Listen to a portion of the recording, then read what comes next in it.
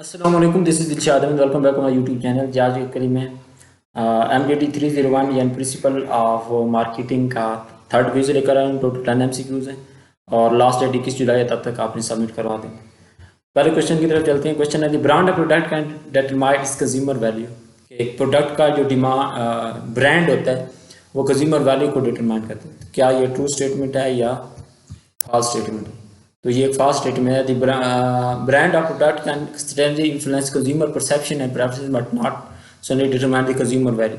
जो प्रोडक्ट का ब्रांड होता है वो कंज्यूमर की परसेप्शन या प्रेफरेंस को तो इन्फ्लुएंस कर सकता है, लेकिन वो मुकम्मल तौर पर कंज्यूमर वैल्यू को डिटरमाइन नहीं कर सकता। ठीक, तो ये brand of the product can determine consumer value, ये एक फॉल्स स्टेटमेंट है।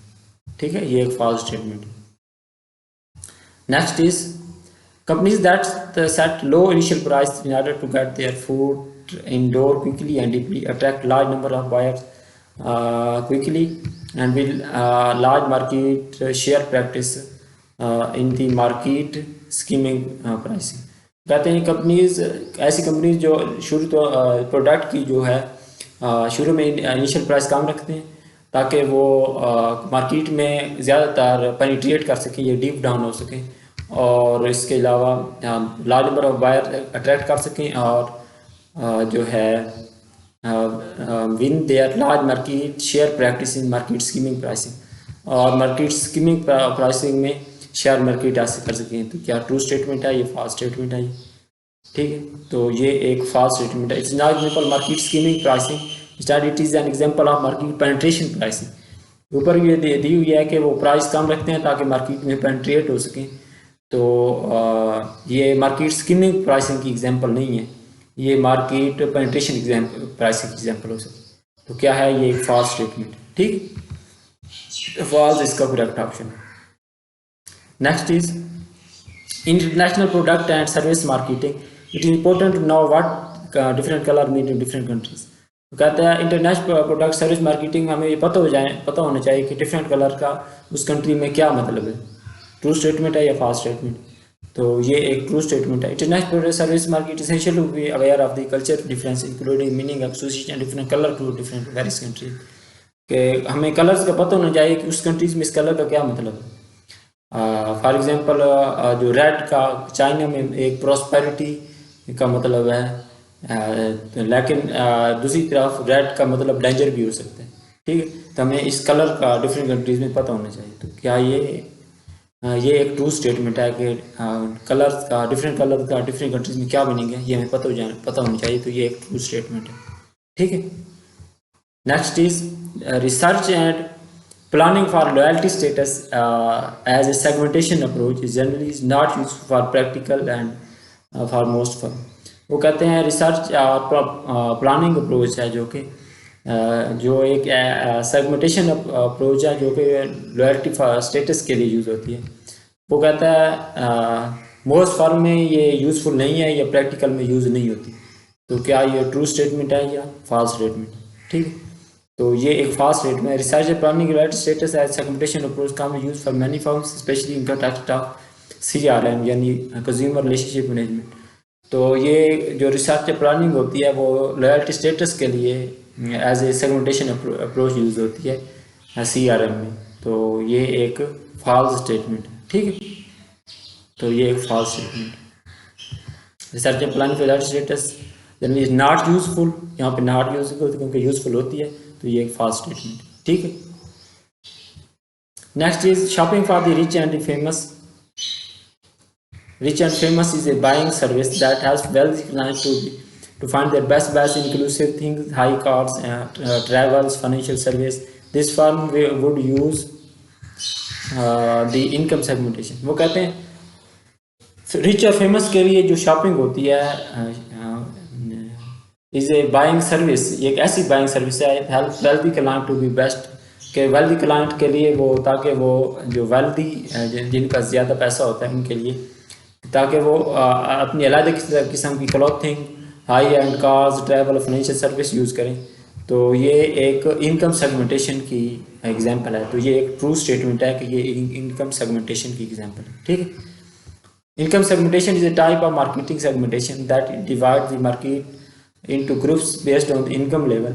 This type of segmentation is often used by companies to sell luxury goods and service. Income segmentation is type of ऐसी मार्केट सेगमेंटेशन है जो कि market को different income level की बुनियाद पर डिफरेंट ग्रुप में तकसीम करती है और इसके ज़रिए कंपनीज जो होते हैं अपनी लग्जरी गुड्स और सर्विस जो होते हैं वो सेल करते हैं। तो क्योंकि यहाँ पे रिच फैमिली के लिए रिच सर्विस प्रोवाइड की जा रही है, तो ये इनकम सेगमेंटेशन के लिए की एग्जाम्पल है। तो ये एक ट्रू स्टेटमेंट है, ठीक है। Next is the demand curve shows the number of units market will be by the given period of different pricing and might be chart the normal cases the higher price the higher will be the demand. कहते हैं demand curve में अगर normally अगर higher price हो तो demand भी higher होगी, तो ये एक फॉल्स स्टेटमेंट है, ठीक है। ये false statement inverse relationship between the price and quantity demand is known as the law of demand. जो प्राइस और क्वांटिटी डिमांड के दरमियान कौन सा रिलेशनशिप होता है, इनवर्स रिलेशनशिप होता है जिसके लॉ ऑफ डिमांड कहते हैं। तो लेकिन यहाँ पे वो कहता है हाई प्राइस होगी तो डिमांड भी हाई होगी, तो ये डायरेक्ट रिलेशनशिप बताया गया है, तो ये एक फॉल्स स्टेटमेंट है, ठीक है। नेक्स्ट इज निश marketing offer smaller companies in the an opportunity to compete, focusing on their limited resources on the service niches that may be unimportant for overlooked by the larger market। वो कहते हैं निश market x example है कि वो smaller companies को जो है अपॉर्चुनिटी प्रोवाइड करती है कि अपने लिमिटेड रिसोर्सेज को पर फोकस करें और उससे हाई अपनी इनकम जनरेट करें, जो कि ऐसी रिसोर्सेज जिनको जो बड़ी कंपनीज होती हैं वो छोड़ देती हैं या ओवरलुक कर देती हैं, ठीक। तो ये ट्रू स्टेटमेंट या फॉल्स स्टेटमेंट, तो ये एक ट्रू स्टेटमेंट है, ठीक है।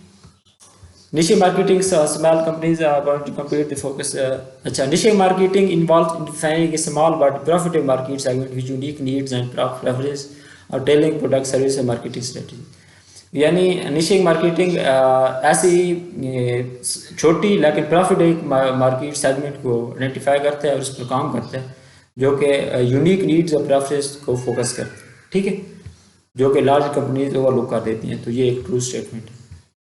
Next is Dove marketer can go beyond the brand cleansing cream attribute and talk about the resulting benefit of soft skin.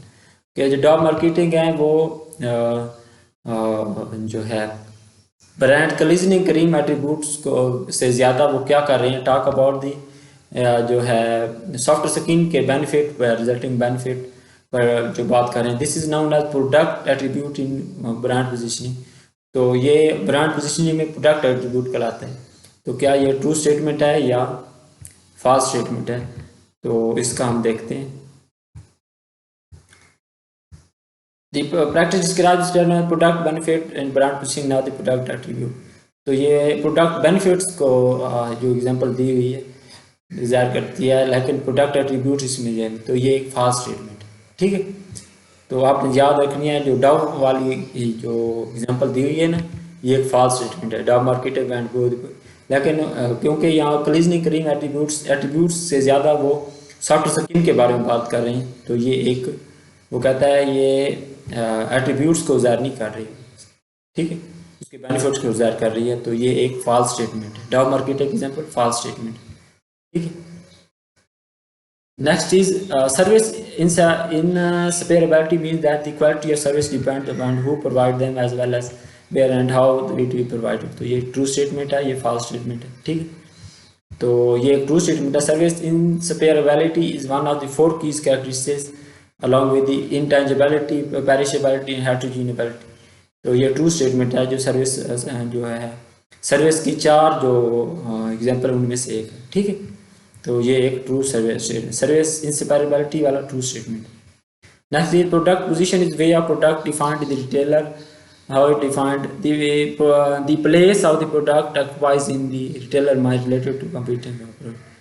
Product position की एग्जांपल दी है, तो बताया क्या ट्रू स्टेटमेंट है, ये फॉल्स स्टेटमेंट है, तो ये फॉल्स स्टेटमेंट है, ठीक है। Product position is not defined by retailer but the company और द ब्रांड इटसेल्फ, ठीक है। तो ये एक फॉल्स स्टेटमेंट है कि जो प्रोडक्ट पोजीशन होता है रिटेलर से डिमांड नहीं की जाती, कंपनी खुद भी इसको डिफाइन करे, ठीक है। आपने मेरे चैनल लाजमी तौर पर सब्सक्राइब करना है, वीडियो को लाइक भी करना है, आगे दोस्तों को शेयर भी करना है और बेल आइकन लाजमी तौर पर ऑन कर लेना है ताकि मैं जो भी वीडियो अपलोड करूँ उसका नोटिफिकेशन आपको मिल जाए। और अपने लाइक और सब्सक्राइब के ज़रिए मुझे ज़रूर अप्रिशिएट करते रहें। अपना ख्याल रखिएगा, थैंक यू।